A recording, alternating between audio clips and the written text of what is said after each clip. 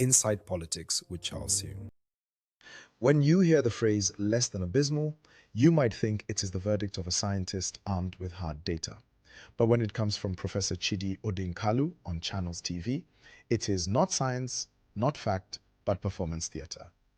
The classic Abba Trader syndrome. What is the Abba Trader syndrome?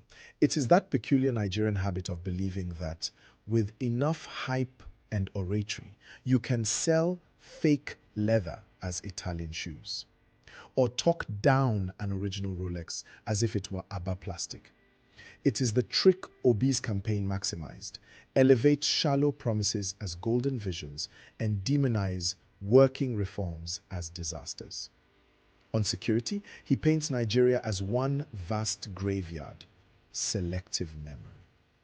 He ignores that Tinubu inherited 8 years of bleeding terrain, forests crawling with terrorists, villages seized by bandits. In just 1 year, Tinubu pumped over 3.2 trillion nairas into security, recruited new hands, deployed drones, and launched joint task forces that have neutralized record numbers of terrorists.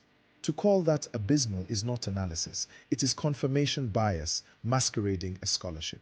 On the economy, Odinkalu calls livelihoods a disaster. But he sidesteps the fact that subsidy removal saved 7 trillion nairas in 1 year. Money now building student loans, food security programs, and the CNG revolution. Inflation is real, yes, but it is global. Ghana at 23%, Egypt at 38%, Kenya at 15%. Nigeria is stabilizing, and reforms are unclogging decades of waste. That is not failure. It is surgery after years of decay. On governance, he tells tales of sewage in Asokoro, as if leadership is about chasing refuse trucks.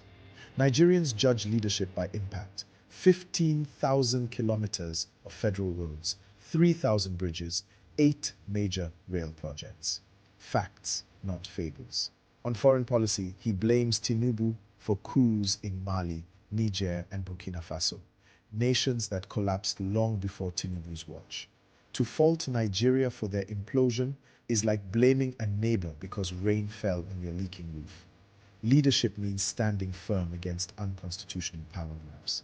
Tinubu did just that. So when Odinkalu, lawyer, professor, human rights crusader, wraps exaggeration in flowing grammar, it is not patriotism, it is performance. It is Abba Trader syndrome in academic robes.